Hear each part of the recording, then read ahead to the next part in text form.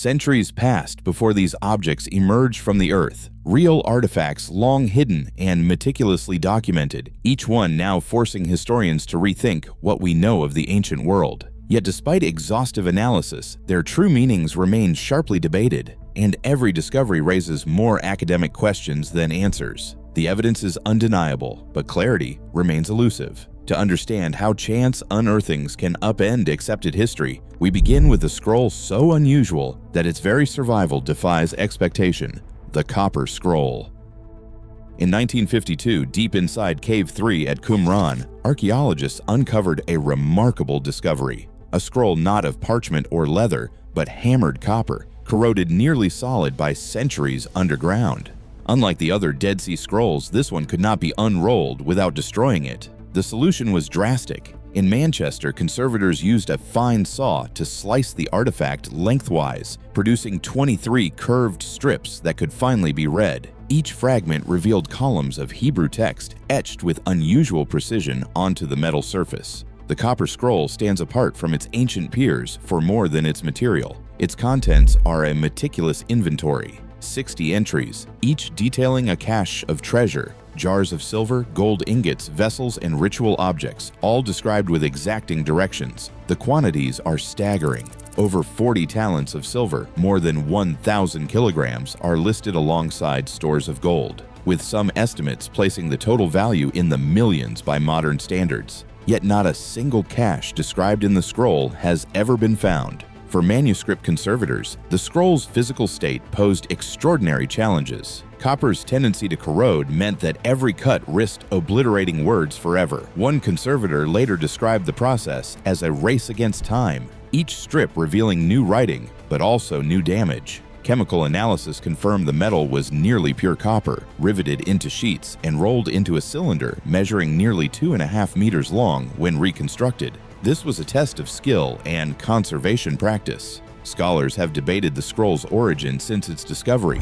Paleographic analysis places its creation between 70 CE and 135 CE, with some arguing it records treasures hidden from the Romans during the siege of Jerusalem, while others see evidence for a later Bar Kokhba context. The language blends Hebrew with Greek loanwords, and the structure follows a formulaic pattern: location, distance, contents, suggesting an official record rather than legend. Some researchers treat the scroll as a literal map to real wealth, while others argue for a ritual or symbolic reading, pointing to the lack of any recovered hoard. The scholarly debate continues. No matter the interpretation, the Copper Scroll remains a singular object, real, tangible, and fully documented. Its treasure, if it ever existed, continues to elude discovery. The debate over its meaning and purpose endures, grounded in the physical evidence and the limits of what the surviving fragments can tell. The Copper Scroll remains singular.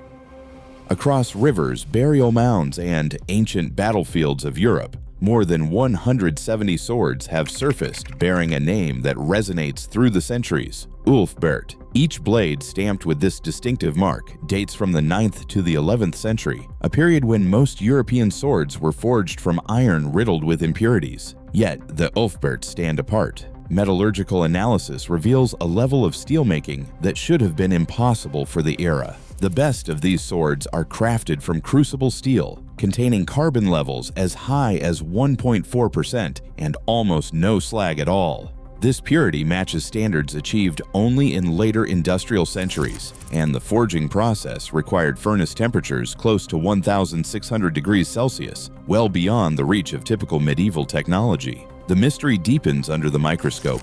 Archaeometallurgists have mapped the microstructure of Ulfberht blades, finding a consistent, homogeneous steel matrix. This allowed for swords that were not just strong, but flexible and resilient, qualities that could mean the difference between life and death in Viking combat. Yet, not every sword with the Ulfberht inscription meets this standard. Dozens of imitations, some with misspelled or reversed marks, have been uncovered. These copies often contain higher slag content, uneven carbon distribution, and weaker edges, exposing the gap between genuine crucible steel and the more common bloomery iron. The Ulfberht name, it seems, became a symbol of quality, so valuable that lesser smiths risked forging the mark in hopes of commanding a higher price. Distribution patterns tell their own story.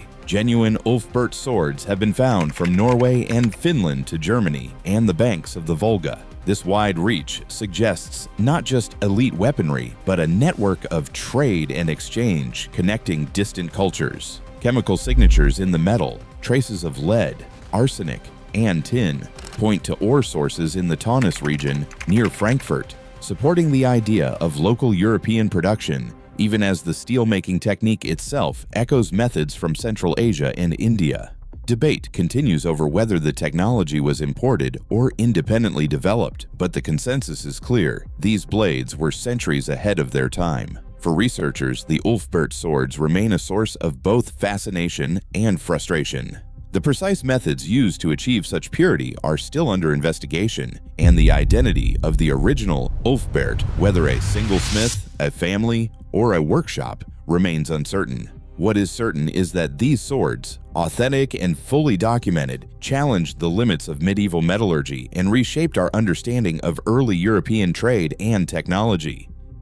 In 1898, while clearing a tomb at Saqqara, Egyptian workers uncovered a small wooden figure with outstretched wings and a downward curving beak. The artifact, now known as the Saqqara bird, measures just under 14 centimeters in length, with a wingspan of about 18 centimeters, carved from dense sycamore wood. Its stylized form echoes the sacred falcons of ancient Egypt, but the object's purpose has resisted easy explanation for more than a century. Museum catalogs place the Saqqara bird among other funerary models, yet its shape has prompted more technical questions.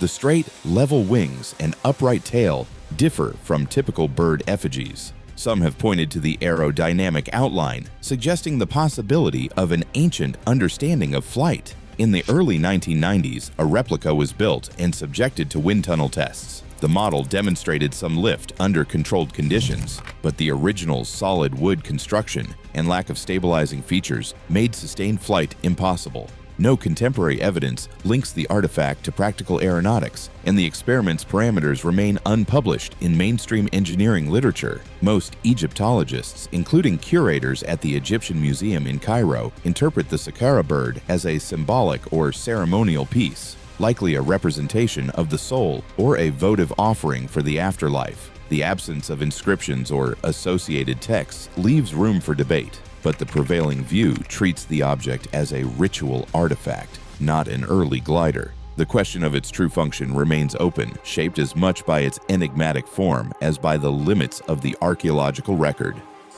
If you are fascinated by discoveries that challenge what we think we know about the past, take a moment to subscribe to Unfold the Truth. This channel is dedicated to evidence-based stories from archaeology and history, always grounded in real artifacts and serious research. New documentary videos every Monday, Wednesday, Friday, and Sunday at 8 p.m. By subscribing now, you will stay up to date on the latest investigations and never miss a case where the facts are stranger than fiction. Hit the bell to get notified when a new episode premieres. Thank you for supporting thoughtful, critical storytelling. Now, let's turn to one of the most debated finds in European archaeology, a collection that has divided scholars for nearly a century. In the spring of 1924, a teenage farmhand and his grandfather uncovered a buried chamber near the French village of Glozel. What began with a cow's misstep soon drew the attention of Antonin Morlet, a local physician with a passion for archaeology. Over the next several years, excavations yielded thousands of artifacts: ceramic tablets engraved with unknown symbols, bone tools, clay figurines, and fragments of human bone. From the start, the find sparked a fierce debate. Some of France's most respected archaeologists dismissed the entire collection as a modern forgery, citing inconsistencies in the stratigraphy and anachronistic features in the artifacts themselves. Others insisted the site represented a genuine prehistoric settlement, possibly spanning from the Neolithic through the medieval period. Attempts to resolve the controversy through scientific testing have only deepened the puzzle. Radiocarbon dating of associated charcoal has produced results ranging from as early as 5000 BCE to as late as the 13th century CE. Thermoluminescence analysis of the ceramics divided the objects into ancient, medieval, and recent groups, some pieces matching the Iron Age or Roman period, others pointing to the Middle Ages, and a few showing signs of modern manufacture. The absence of a controlled professional excavation at the original discovery site has left critical questions about context unanswered. Without clear stratigraphic layers, it remains impossible to say whether the artifacts accumulated over millennia or were introduced together in more recent times. French archaeological scientists continue to review the evidence, but the Glozel site stands as a cautionary example. Even the most sophisticated laboratory tests cannot provide certainty when the provenance is in doubt. Nearly a century after the first discovery, no scholarly consensus has emerged. The Glozel artifacts are real, their dating is mixed, and the debate over authenticity endures, reminding us of the limits of scientific analysis without secure archaeological context. Each artifact remains fully real, examined, debated, but never fully explained. As research advances, unanswered questions continue to shape what we know of the past. The evidence challenges certainty, not with myth, but with fact. New documentary videos every Monday, Wednesday, Friday, and Sunday at 8 p.m.